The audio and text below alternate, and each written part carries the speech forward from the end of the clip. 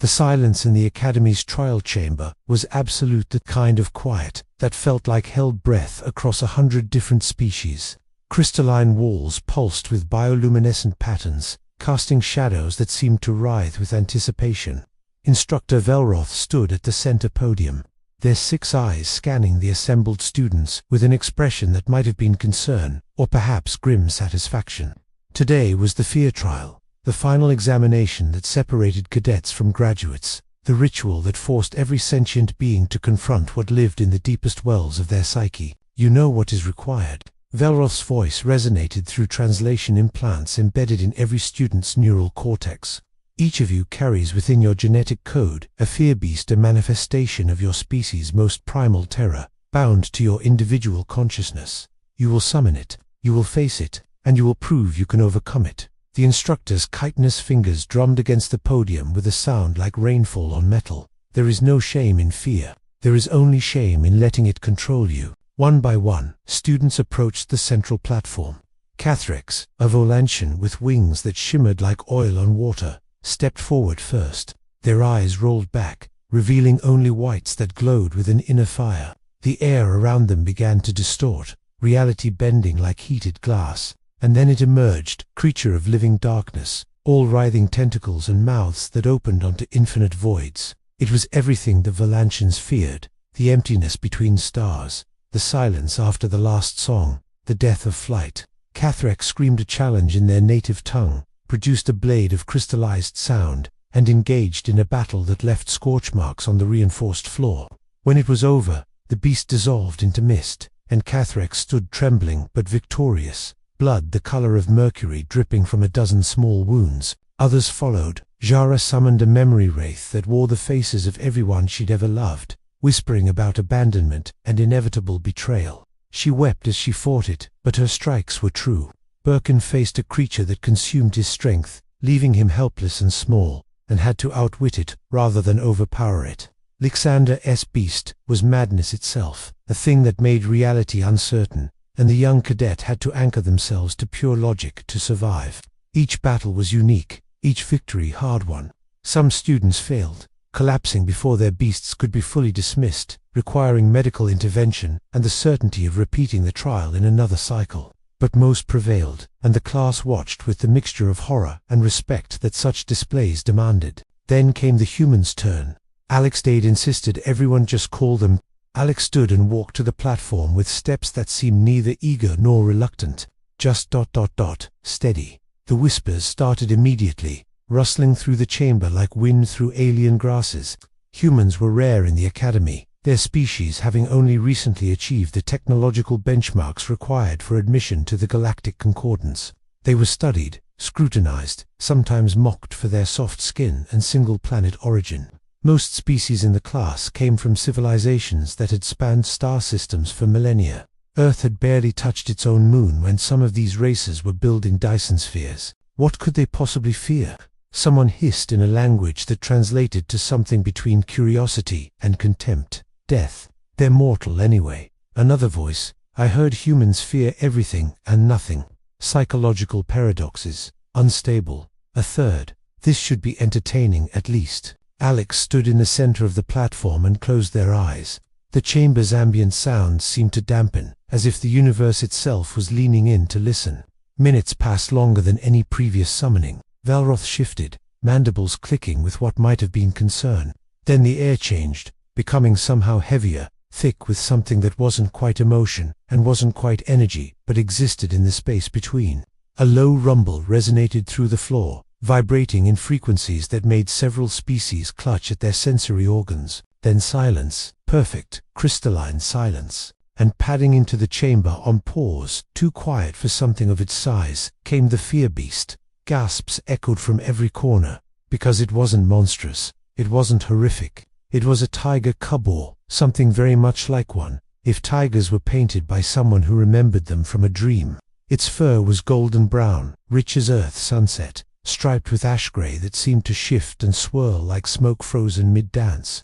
Its eyes glowed with a gentle amber light, and there was something ethereal about its edges, as if it wasn't quite solid, as if it existed partially in some other dimension of being. That's it. The words came from Veranuk, a Krellian whose own beast had been a nightmare of biological warfare made manifest. A cub? Is this a joke?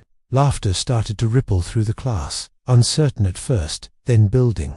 But it died quickly when they noticed Velroth's reaction. The instructor had gone completely still, all 6 eyes fixed on the small creature, and their skin had shifted to the color that indicated deep shock in their species. "That's not just a tiger." Velroth's voice was barely above a whisper, but the translation implants carried it clearly to every ear and auditory organ in the room. "That's a fear beast. It's supposed to manifest as the student's greatest terror." The instructor's eyes swiveled to focus on Alex. "What are we looking at?" But no one was listening because the cub had moved. It walked with deliberate steps across the platform directly toward Alex, and every sensor in the room immediately went active, recording, analyzing, preparing for the inevitable attack. That was the whole point of these manifestations. The cub reached Alex, looked up at them with those glowing amber eyes, and then with a soft sound that might have been a purr, or might have been something language couldn't quite capture, it curled up beside the human's feet. It rested its head on its paws, and, while the entire academy watched in stunned silence, it closed its eyes and appeared to fall asleep. Data pads throughout the chamber erupted in a symphony of confused beeping. Energy readings flatlined in the peaceful range. Aggression indexes showed 0. Threat assessment algorithms returned error messages, unable to process a fear beast that displayed no hostility whatsoever. Veranuk broke the silence with an accusation sharp as a blade. "This is a trick. Some human deception. They're unstable. Everyone knows this." Others joined in, voices rising in a cacophony of disbelief and anger, and something that might have been fear itself. Fear that everything they thought they understood about the universe had just been fundamentally challenged by a sleeping tiger cub. Velroth raised one primary limb, and silence crashed down like a physical force. "We will observe," the instructor said, and there was something in their tone that suggested this was no longer just a trial but had become something far more significant. Carefully, the humans stood there, looking down at the creature beside them, and there was an expression on their face that defied translation: sorrow, and love, and acceptance all woven together. When they finally spoke, their voice was soft, but carried clearly in the expectant silence. "Fear isn't always about danger. Sometimes it's about what you can't protect, what you've already lost, what you'll lose again." They knelt beside the cub, and it stirred slightly, pressing closer to them. "This is my fear. Not the tiger, the memory, the guilt, the grief." One of the more empathetic species in the class, a Cyrenian named Lyth, whose people were known for emotional sensitivity, asked gently, "Will you share it?" And perhaps because the trial demanded truth, or perhaps because the weight had grown too heavy to carry alone, Alex did. The story came in fragments, painted in quiet words. A childhood on Earth during the climate collapse, when ecosystems were failing faster than anyone could track. A wildlife sanctuary that had become a graveyard. A tiger cub, a real one, biological, not a manifestation that Alex had tried to save. Nursed with bottles through cold nights, protected from the flooding and the fires, and the desperate humans who saw only resources where conservationists saw irreplaceable lives. The cub had lived for 3 months. Alex had been 12 years old when it died in their arms, too small and too fragile for the world that was eating itself. "I couldn't protect it," Alex said simply. "I couldn't save something that depended entirely on me, and I've been afraid of that ever since, afraid of being responsible for something precious and failing." They looked at the manifestation beside them. This creature their subconscious had pulled from genetic memory and personal trauma and shaped into their greatest fear. "This is what keeps me awake. Not monsters, not death. The knowledge that love isn't enough sometimes, that caring desperately doesn't guarantee you can prevent loss." The cub, the fear beast, opened one eye and made a sound deep in its chest. Then it did something that made half the class recoil and the other half lean forward in fascination. It licked Alex's hand with a tongue that seemed to be made of warm light, and the biosensors monitoring the situation showed their energy signatures synchronizing, heartbeats falling into rhythm, neural patterns creating harmonic waves that the Academy's instruments had never recorded before. "Impossible," someone muttered. "Fear beasts don't comfort. They attack, they challenge. That's the entire point." But the data didn't lie, even if it defied all previous understanding.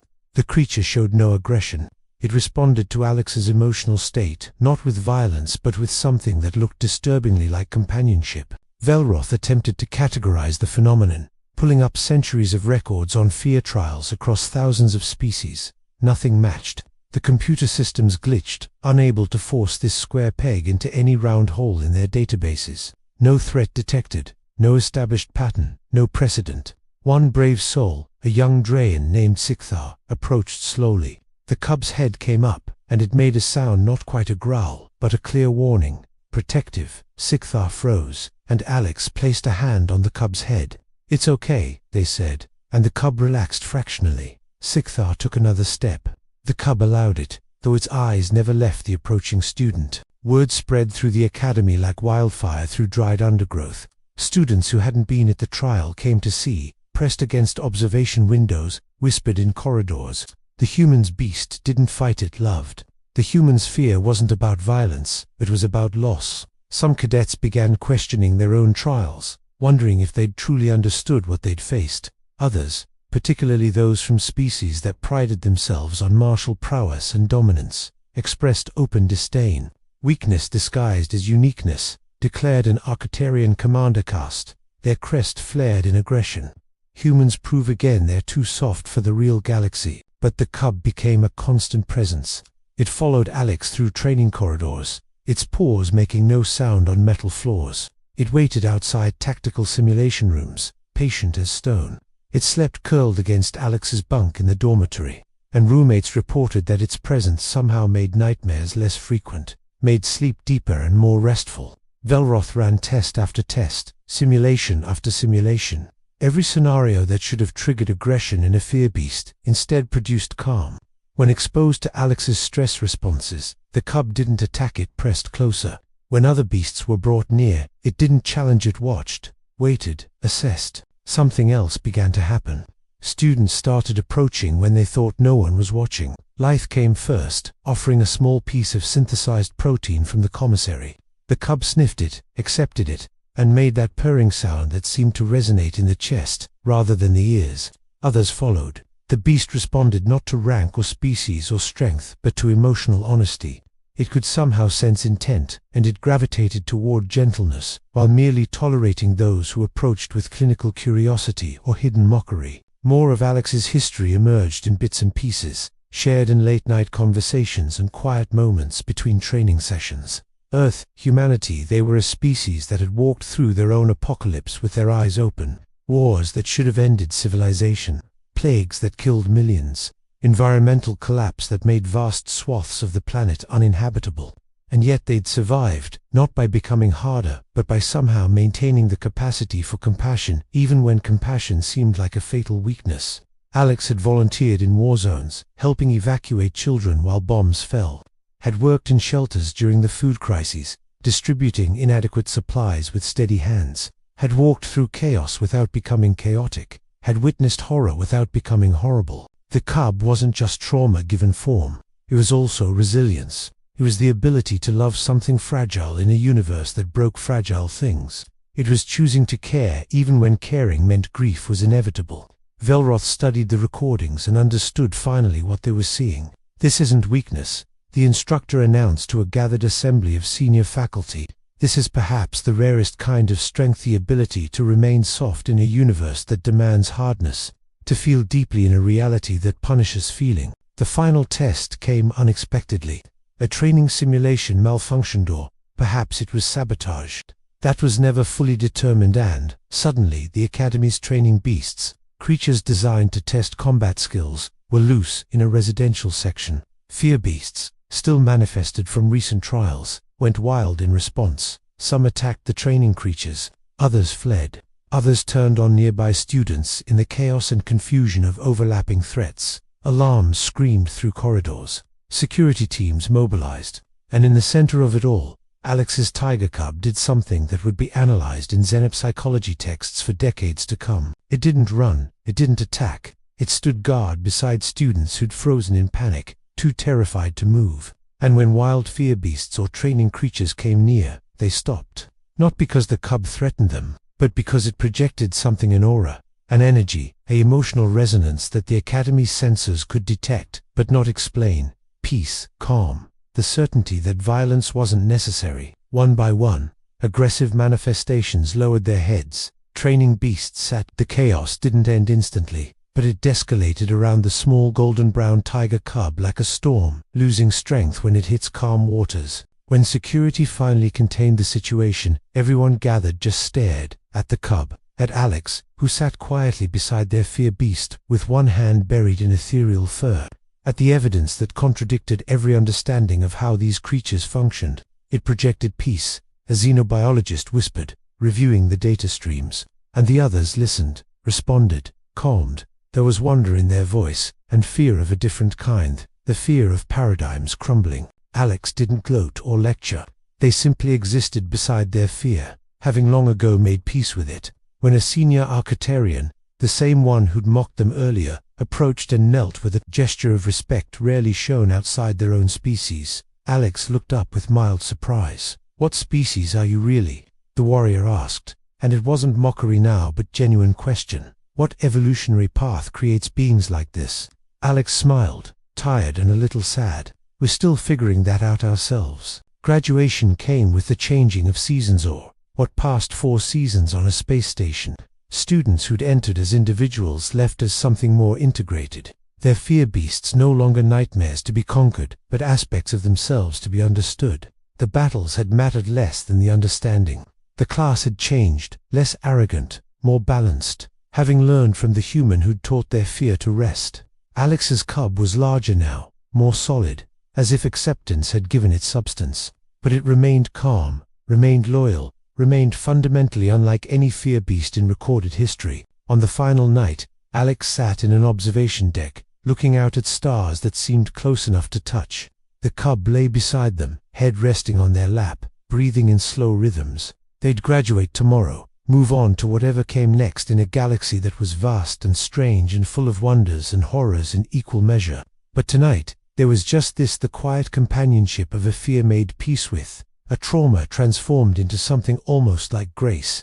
Alex ran their fingers through fur that felt like warm mist and solid earth simultaneously, and whispered what might have been a prayer, or might have been a promise. "I still couldn't save you then, but maybe I can honor you now." The cub's purr resonated like distant thunder, like a heartbeat, like the sound of someone learning to forgive themselves. And under the light of 1,000 foreign stars, human and fear beasts slept, curled together. Proof that even in the vastness of space, some things remained fundamentally true, that love was worth the risk of loss, that gentleness was a form of courage, and that humanity's greatest strength had always been the stubborn refusal to let a brutal universe make them brutal in return.